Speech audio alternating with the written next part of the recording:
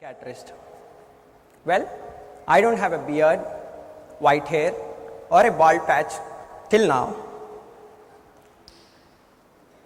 Some people associate shrinks, that is us, with a little bit of craziness. Some people even call us mental doctors. I suppose I'm not crazy and it's okay to be near me. A few years ago, life was really difficult for me. I used to go home to the hospital early in the morning, come back late in the night merely to sleep. My kids were young. I hardly had any time for them. They needed me though. Around that time, something quite interesting happened that made me introspect. One afternoon, on a busy clinic day with a lot of patients, one of my old patients, who was then doing well, brought a nicely baked chocolate cake, knowing my love for chocolate cakes. When she saw me in the clinic, she said, "Doctor, you might be making a lot of money, but I feel sorry for you seeing how busy you are. I have the time to do things that my heart desires. Doesn't look like you have the time to do the same." And in my mind, I was actually thinking, I don't even have the time to mindfully relish the lovely chocolate cake. And that was an eye-opener. Since then, I made a lot of changes to my life, quite consciously though. And today I stand before you leading a much more balanced and happy life. Before I share with all of you how we all can do the same, let's revisit a popular Indian mythological story. Lord Shiva, one of the Hindu gods, has two sons, the elephant-headed Lord Ganesha and the young, agile Lord Karthika. To choose an heir apparent and to test the superiority of both his kids, Lord Shiva decided to give them a challenge. Whoever takes a holy dip in all the rivers of the planet and comes back fastest is the victor and would be the heir apparent. The younger one, Lord Karthika, on the left side, he thanked his father and his six-pack abs and immediately took off in a jiffy. Lord Ganesha, the one who was a little overweight, thought it was quite unfair because he can't match up to the young Karthika's speed and agility. He was in a deep thought. Intelligent that he was, he got a brilliant idea. According to the sacred scriptures, parents are beyond gods, and if one circumnavigates one's parents with utmost dedication and sincerity, is actually equivalent to taking a holy dip in all the rivers of the world. And that's what Ganesha did, and deservedly, he was crowned the heir apparent. This is probably one of the first instances from the Indian mythology where busyness was beaten hands down by smart work, by intelligent work that invariably gets more done in less time. Let's move on to the modern era. You've heard of Bertrand Russell, a British philosopher. He made a statement in 1932. If society were managed well, each of us need to work only for 4 hours a day. 4 hours a day? And he went on to say the rest of the time could be used for creative pursuits like writing, painting, science, poetry. How tempting is it to work only 4 hours a day? I'm sure a lot of you would like to do that. Let's come to some empowering data which puts all of this in perspective. We have Germany and India's comparisons in terms of the number of working hours per week. In Germany, the number of working hours per week are about 35. In India, on an average, it's about 48. And as we all know, in many cases, much more than that. What about the GDP per capita? Well, the German per capita income is almost 28 times that of an Indian. If you keep the economics aside, let's look at the happiness index. Happiness index is a UN initiative, and according to the latest World Happiness Report, which was released in the year 2016, Germany ranks 16th in the happiness index, while India ranks a meager 118th. Startling figures, aren't they? So what are we doing wrong in countries like ours, where we work so hard but the productivity is quite less? Let's look at some possible hypotheses. I call it the busy person stereotype. In countries like ours, being busy is equivalent to being successful, being important. You see a lot of people running with a mile-long to-do list. Well, how many times do the tasks actually resonate with what is their true life aspiration? You also have the myth of the ideal employee. The ideal employee is one who completes all the tasks, meets all client demands, simply has no time for his family and friends, comes home very late in the night, merely exhausted, and just goes to bed at home. There is another set of employees who work smart, who cut off the frills at work, are more productive, complete their work before deadlines. Well, I think the myth of the ideal employee needs to be busted. Is it really possible to achieve that kind of a thing? Well, you will soon know about that. Now let's look at multitasking. Oh, I'd like to ask all of you, how many of you multitask? Yes, I can see a lot of people nodding and raising their hands. That's good. How many of you think multitasking is actually a very cool thing to do? Again, I see a lot of them nodding. I must tell you that multitasking actually causes the release of stress hormones like cortisol and adrenaline that not only have long-term deleterious health consequences, but also can dampen your short-term memory. In fact, studies done at the University College of London have shown that those multitaskers experience declines in IQ, which is actually equivalent to those who smoke marijuana, cannabis, or maybe those who don't sleep all night. It's very simple to understand. When somebody multitasks, the energy expended by the brain in rapidly switching from one task to the other and then again back and forth, that kind of consumes too much energy. In fact, a personal disclosure here, I found multitasking the way once upon a time, but it was definitely taking off my sanity. And today, despite all the distractions, I do try to monotask as much as I can.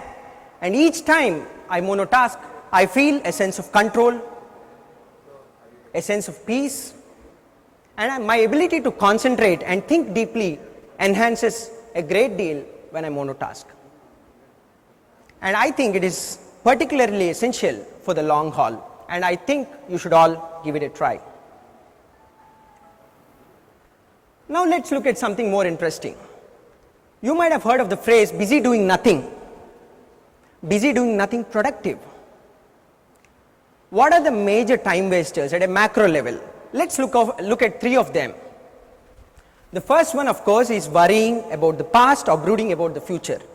Did you know that the human mind gets about 50,000 thoughts every day? That translates to one thought every second. And can you imagine how much burden that would be on your thinking machines, your brains?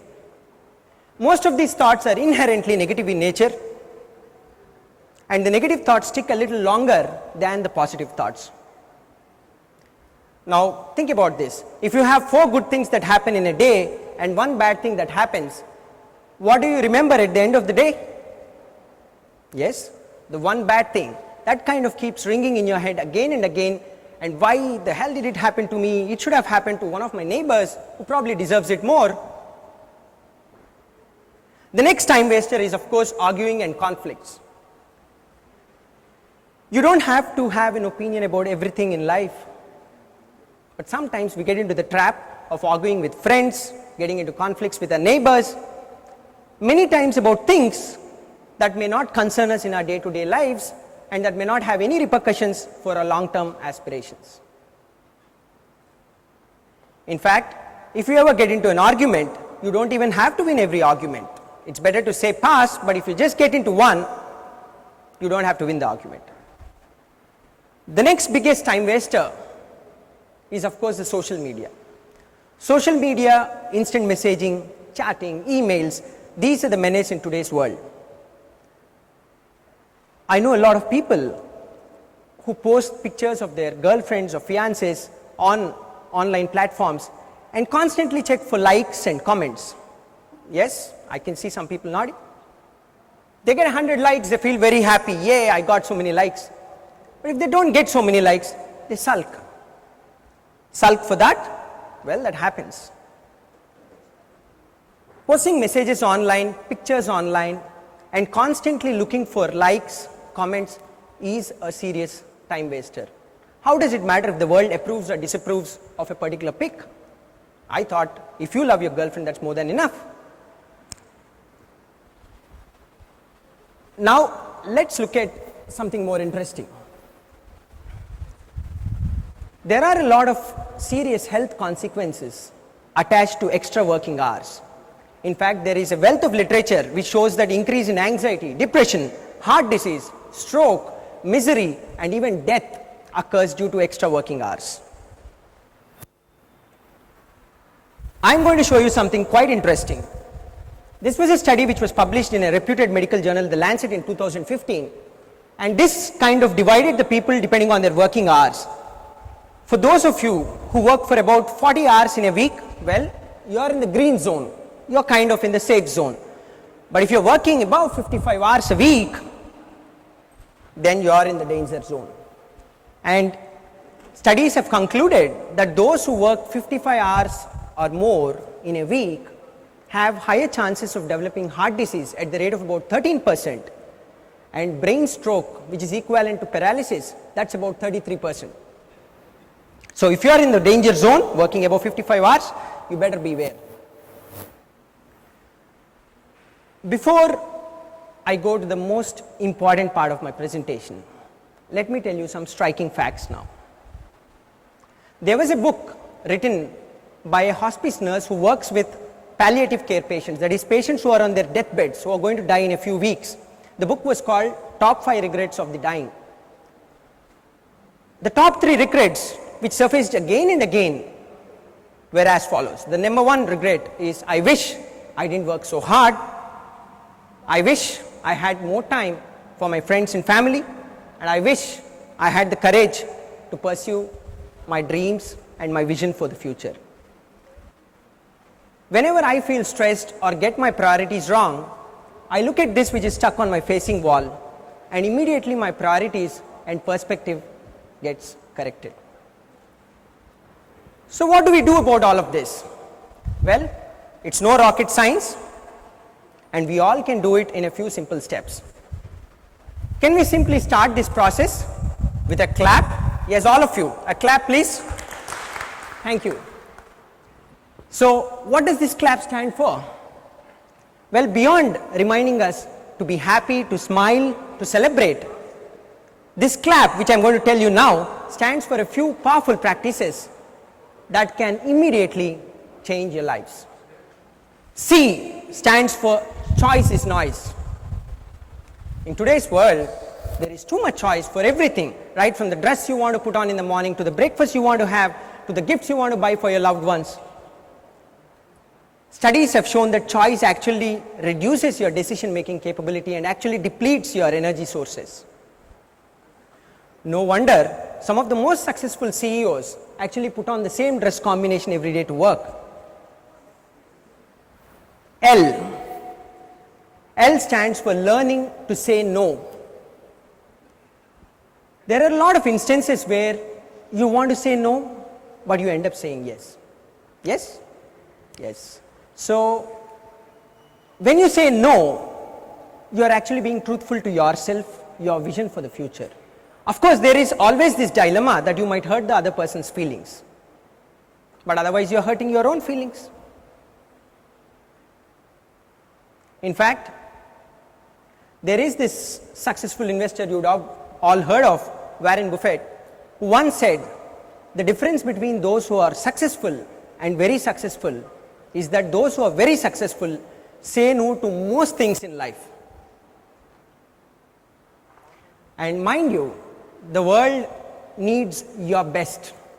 And so it is okay to be generous to yourself, to have an ignore list of all the things that you want to say no to, and say no without any hesitation. A stands for accruing energy. Friends, ultimately it's all about energy. There are certain things which energize myself during the course of the day. It could be a power nap, going to the gym, listening to some music. Those work like a charm for me. For some others, it might be taking a pet for a walk or taking a stroll in the garden. But I urge all of you to find your own energizers and try to consciously allot time for all of them. Because it is like recharging yourselves through the course of a heavy day. It's all about energy ultimately. P stands for preserve your reserves. Well, each of us, when we get up in the morning, we have a certain amount of reserves, mental reserves. Now that might be X units for me, Y units for you. Our minds are fresh like a white paper full of vitality and energy. But if you open the newspaper, look at gross headlines, look at the emails which kind of alert you and panic you, there is a chance that you are unnecessarily depleting those reserves right at the outset. Rather than that, focusing on something more pleasant, positive thoughts, maybe a little bit of meditation, prayer, depending on your religious beliefs, those kind of things can put you in a better shape to face the rest of the day. So maybe no newspapers, no emails in the first 1 hour of wakefulness, and make that a ritual and you will see the difference. Finally, wise people have always said the same things, but majority of us have always done the opposite. Pascal, who is a French mathematician and physicist, he once said, most of human misery arises from the single cause that man cannot sit quietly in a room. My friends, I wish all of you a calm, more peaceful and productive and mindful work, and most importantly, freedom from busydom. Next time you feel too overwhelmed or too busy with life, remember to clap and lead yourself to a fresh beginning. Thank you very much.